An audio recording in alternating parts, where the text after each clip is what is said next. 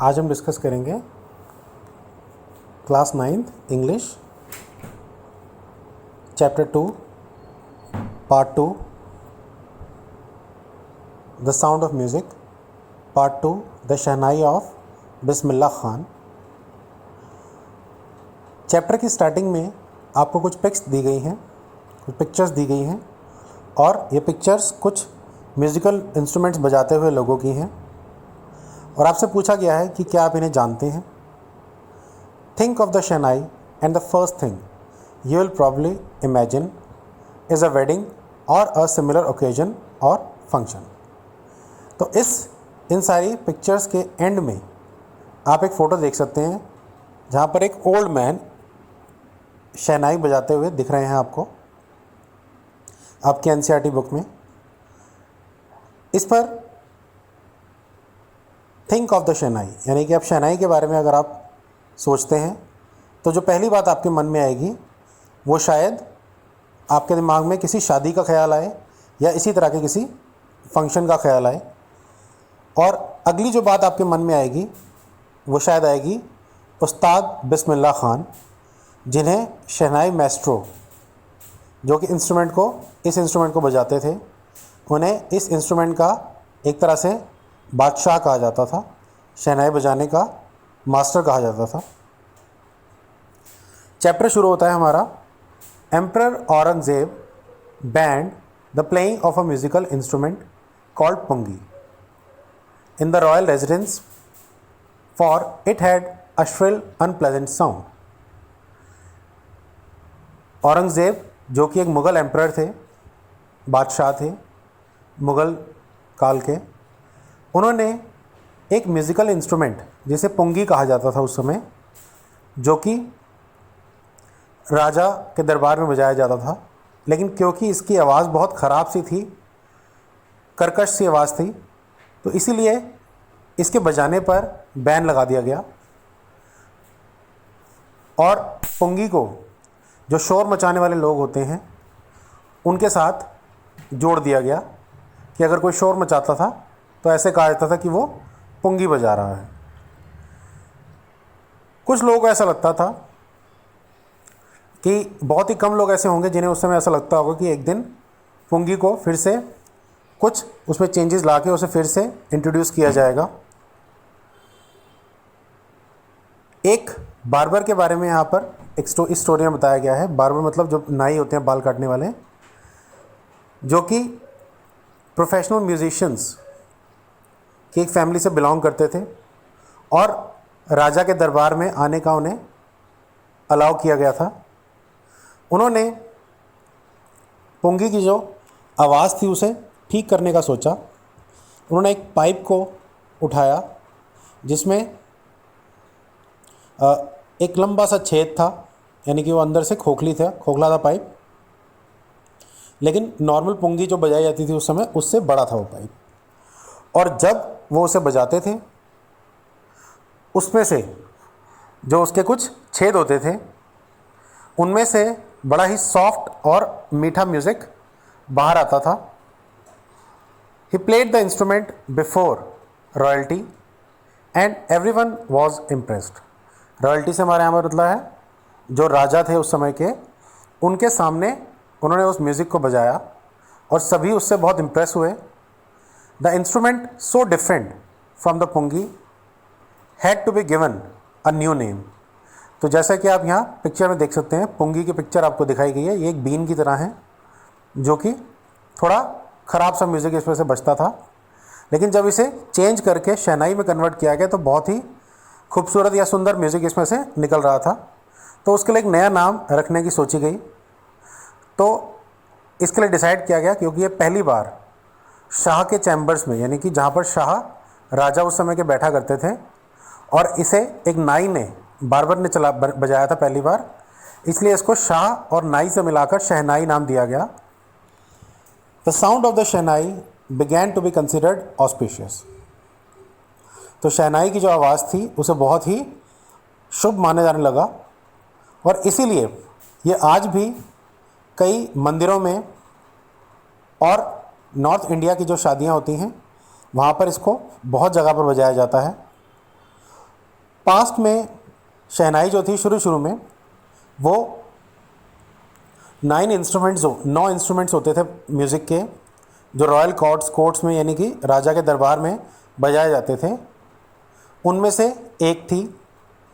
कुछ टाइम पहले तक इसे सिर्फ मंदिरों और शादियों में ही बजाया जाता था और इसे क्लासिकल स्टेज यानी कि जो म्यूज़िक को पसंद करने वाले लोग हैं, क्लासिकल जो पुराना म्यूज़िक था उसे पसंद करने वाले लोग जो हैं उन तक ख़ास तौर पर इसको पहुंचाने का जो श्रेय है या जो क्रेडिट है वो उस्ताद बिस्मिल्लाह खान को दिया जाता है। जब बिस्मिल्लाह खान 5 साल के थे और एक तालाब के किनारे दुमराव जो कि बिहार में है एक जगह, वहाँ पर एक तालाब के किनारे गिल्ली डंडा खेल रहे थे। He would regularly go to the nearby Bihari ji temple, और पास के ही बिहारी जी मतलब कृष्ण भगवान का जो एक मंदिर रहता है, उन्हें कृष्ण का एक नाम बिहारी जी भी है, जो कि वहाँ पर बिहार में वो मंदिर था। To sing the Bhojpuri chaita. Chaita मतलब जो भोजपुरी में कृष्ण के भजन गाने के लिए वो जाया करते थे, और जिसके आखिर में उन्हें एक 1.25 किलो का पूरा लड्डू मिलता था, जो वहाँ के महाराजा होते थे उस जगह के मंदिर जिस जगह पर था, वो उन्हें 1.25 किलो का लड्डू गिफ्ट किया करते थे, प्राइज़ की तरह इनाम के तौर पर दिया करते थे। लेकिन ये जो बात है ये 80 साल पुरानी बात है, और जो छोटा बच्चा था उसके बाद उसने अपनी ज़िंदगी में बहुत कुछ अचीव किया और इंडिया का जो हाईएस्ट सिविलियन अवार्ड होता है भारत रत्न, उसे भी हासिल किया। तो ये बहुत ही एक्स्ट्रा ऑर्डिनरी जर्नी है जिसे हम आगे पढ़ेंगे। 21 मार्च 1916, 21 मार्च 1916, बिस्मिल्लाह एक जानी पहचानी फैमिली है म्यूजिशियंस के बिहार से, उससे बिलोंग करते हैं। उनके दादाजी रसूल बख्श खान वो एक was the shehnai Nawaz of the Bhojpur Kings court. Bhojpur के जो राजा थे उनके दरबार में शहनाई बजाया करते थे। और उस्ताद बिस्मिल्लाह खान के जो फादर थे पैगंबर बख्श, और दूसरे जो उनके एंसेस्टर्स यानी कि उनके जो पूर्वज थे वो भी बहुत बड़े शहनाई प्लेयर थे।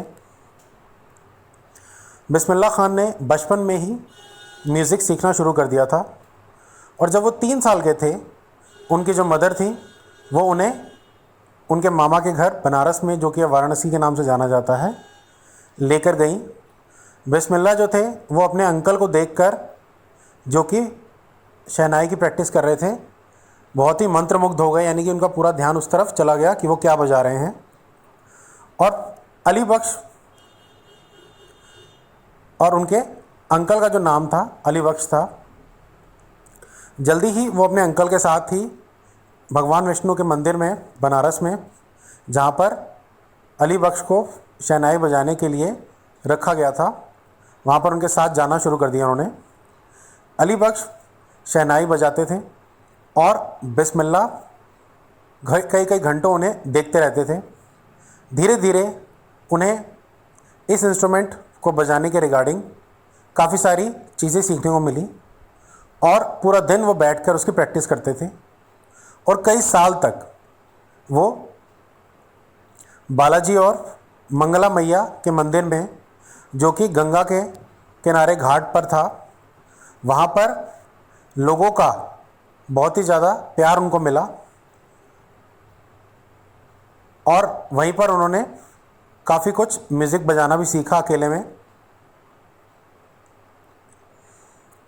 The flowing waters of the Ganga inspired him to improvise and invent ragas that were earlier considered to be beyond the range of the शहनाई। यानी जो गंगा का जो बहता हुआ पानी था, उस पानी ने उन्हें काफ़ी इंस्पायर किया कि वो अपने म्यूज़िक में इम्प्रूवमेंट ला पाएँ और ऐसे नए नए राग सीख पाएँ जिन्हें शहनाई की रेंज से बहुत ऊपर माना जाता था। ऐसे रागों को वो शहनाई पर बजाने की कोशिश करते थे। जब वो 14 साल की उम्र के थे तो बिस्मिल्लाह ने अपने जो अंकल थे उनके साथ इलाहाबाद म्यूज़िक कॉन्फ्रेंस में उनके साथ वो गए और at the end of his recital जब वो ऐसा गा लेते थे, उस्ताद फैयज़ खान उस ज़माने के एक म्यूज़िशियन उन्हें उनकी उनकी पीठ थपथपाते हुए उनकी तारीफ़ करते थे और कहते थे कि तुम मेहनत करोगे तो बहुत ऊंचे जाओगे। और जब लखनऊ में 1938 में 1938 में पहली बार ऑल इंडिया रेडियो आया तो उस समय बिस्मिल्लाह खान को बहुत बड़ा ब्रेक मिला, काम मिला पहली बार वहाँ पर। और रेडियो पर उनकी शहनाई को बहुत बार सुना जा सकता था। उसके बाद जब इंडिया को भारत को आज़ादी मिली 15 अगस्त 1947 में, तब बिस्मिल्लाह खान पहले वो इंडियन बने जिन्होंने पूरे देश को शहनाई के साथ पूरे देश का स्वागत किया लाल किले पर। उन्होंने काफ़ी राग लाल किले से गाकर सबके दिल को खुश कर दिया। उस ऑडियंस के अंदर हमारे पहले प्रधानमंत्री पंडित जवाहरलाल नेहरू भी थे, जिन्होंने बाद में ट्राइस्ट विद डेस्टिनी के नाम से अपनी जो फेमस स्पीच है जवाहरलाल नेहरू ने, वो स्पीच भी दी। बिस्मिल्लाह खान ने बहुत ही यादगार परफॉर्मेंस भी दी है इंडिया में भी और इंडिया के बाहर भी। उनका जो पहला ट्रिप था वो बाहर के देश का, वो अफ़गानिस्तान में था, जहाँ के राजा ज़हीर शाह उनके गाने से, उनका जो गिफ्ट था, यानी कि जो उन्हें गाने का जो हुनर था, उससे वो इतना खुश हुए और उन्हें अपना एक बहुत ही बेशकीमती पर्शियन कारपेट उन्होंने गिफ्ट किया और दूसरे और बहुत सारे चीज़ें दी जो कि उनकी यादगार के तौर पर उन्हें उनके पास रखवाई गई। अफ़गानिस्तान के जो राजा थे वो सिर्फ अकेले वो नहीं थे जो बिस्मिल्लाह खान के म्यूज़िक से बहुत ही इंस्पायर्ड हुए हों। फिल्म डायरेक्टर विजय भट्ट वो भी इतने इम्प्रेस हुए बिस्मिल्लाह खान की शहनाई से कि उनकी शहनाई को सुनने के बाद किसी एक फेस्टिवल पर उन्होंने बिस्मिल्लाह खान की शहनाई को सुना और उन्होंने एक फ़िल्म ही, पूरी की पूरी फिल्म ही उस नाम से, गूंज उठी शहनाई, इस नाम से एक पूरी पूरी फिल्म बना डाली। ये फिल्म इतनी बड़ी हिट हुई और बिस्मिल्लाह खान की एक लिखा हुआ गीत भी इसमें गाया गया।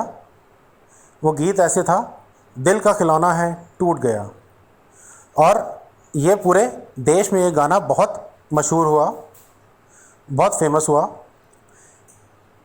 इतनी सक्सेस के बावजूद भी बिस्मिल्लाह खान फिल्मों में सिर्फ उनके 2 ही प्रोजेक्ट्स उन्होंने किए, एक जो विजय भट्ट का गूंज उठी शहनाई और विक्रम श्रीनिवास का कन्नड़ा में बनाया गया एक वेंचर सनाधि अपन्ना। तो इस पर बिस्मिल्लाह खान कहते हैं कि मैं जो फिल्म वर्ल्ड का, जो फिल्मी दुनिया के जो नकलीपन है और जो इसमें ग्लैमर है, मैं इसके साथ एडजस्ट नहीं कर पाता हूँ। ही सेज विद एम्फेसाइज, यानी कि इस पर काफ़ी ज़ोर देते हुए इस बात को कहते हैं कि मैं इन सब चीज़ों के साथ नहीं एडजस्ट कर पाता। Awards and recognition came thick and fast, यानी उन्हें काफ़ी सारे अवार्ड्स और पहचान मिली। बिस्मिल्लाह खान पहले भारतीय बने जिन्हें Lincoln centre hall, Lincoln, Abraham Lincoln के नाम से जो लिंकन सेंटर हॉल था यूएसए में, अमेरिका में, वहाँ पर बुलाया गया। He also took part in the world exposition in Montreal. World exposition मतलब जहाँ पर पूरी दुनिया भर से कलाकार आए थे। In the Cannes art festival, Cannes एक बहुत ही बड़ा फिल्मी फेस्टिवल है, आप कह सकते हैं कला का फेस्टिवल होता है। And in the Osaka trade fair, और ओसाका ट्रेड फेयर मतलब जहाँ पर कई अलग अलग तरह के लोग अपनी कला को दिखाने आते हैं। So well known did he become internationally that an auditorium in Tehran was named after him, यानी इंटरनेशनल लेवल पूरी दुनिया में उनका इतना नाम हो गया कि उनके नाम पर एक पूरा का पूरा ऑडिटोरियम ही रख दिया गया, ऑडिटोरियम का नाम ही उनके नाम पर रख दिया गया, जिसका नाम पड़ा ताहर मौसीकी उस्ताद बिस्मिल्लाह खान। बड़े बड़े देश के अवार्ड्स जैसे कि पद्मश्री, पद्म भूषण, पद्म विभूषण से उन्हें सम्मान दिया गया, इज़्ज़त दी गई। 2001 में उस्ताद बिस्मिल्लाह खान को इंडिया का, भारत का सबसे बड़ा अवार्ड मिला, Bharat Ratna. With the coveted awards resting on his chest and his eyes glinting with rare happiness, he said. यानी इतने सारे अवार्ड्स के साथ भी उन्होंने एक ही बात कही कि मैं ये चाहता हूँ कि आप सभी अपने बच्चों को म्यूज़िक सिखाइए। यही वो तरीका है जिससे हिंदुस्तान का जो सबसे अच्छा जो ट्रेडिशन है वो ज़िंदा रह सकता है। और इस पर वो साथ साथ ये भी कहते हैं कि अब वेस्ट भी हमारा म्यूज़िक सीखने धीरे धीरे आ रहा है। पूरी दुनिया में ट्रैवल करने के बावजूद खान साहब को बनारस और दुमराव जहाँ पर वो रहते थे वो सबसे ज़्यादा पसंद थी वो जगहें। एक बार उनके किसी एक स्टूडेंट ने उन्हें कहा कि वो यूएसए में उनके लिए एक अलग से थिएटर बनाना चाहता है जहाँ पर वो लोगों को शहनाई सिखाएं और बजा कर दिखाएं। और इसके साथ साथ उस स्टूडेंट ने ये भी वादा किया कि मैं आपको बिल्कुल वैसा ही माहौल या एनवायरनमेंट बना कर दूंगा जैसा बनारस में आप रहते हैं वहाँ के मंदिरों की तरह। लेकिन खान साहब इस पर कहते हैं कि क्या तुम वहाँ पर गंगा नदी को लेकर आ पाओगे, जिसे आप देसी भाषा में गंगा मैया भी कह सकते हैं। और बाद में वो याद करते हुए कहते हैं कि इसीलिए जब भी मैं बाहर किसी देश में जाता था तो मुझे अपना देश बहुत याद आता था। यानी कि और सिर्फ देश ही नहीं, कि वो कहते हैं कि मैं अगर अपने देश में भी किसी और सिटी में चला जाऊं, जैसे कि अगर वो मुंबई में है तो मुंबई में भी उन्हें अपने बनारस और गंगा मैया की याद आती थी। और बनारस में भी दुमराव जिस जगह पर वो म्यूज़िक बजाना सीखा था उन्होंने, उस जगह की बहुत याद आती थी। उस्ताद बिस्मिल्लाह खान की जो ज़िंदगी है वो एक बहुत अच्छा एग्ज़ाम्पल है रिच कल्चरल हेरिटेज का, इंडिया का पूरे के पूरे इतने शानदार कल्चर का एक बहुत बड़ा एग्ज़ाम्पल है। और वन दैट एफर्टलेसली एक्सेप्ट्स, और ये कल्चर जो कि बिना किसी परेशानी के इस बात को एक्सेप्ट करता है कि एक मुस्लिम व्यक्ति जो अपने धर्म के लिए पूरा समर्पित है वो हर सुबह काशी विश्वनाथ मंदिर में, जो कि एक हिंदू मंदिर है, वहाँ पर रोज़ शहनाई बजा सकता है। उस्ताद बिस्मिल्लाह खान की जो डेथ है 21 अगस्त 2006 को, जब वो 90 साल के थे और काफ़ी वक्त से बीमार चल रहे थे, उस समय उनकी डेथ हो गई।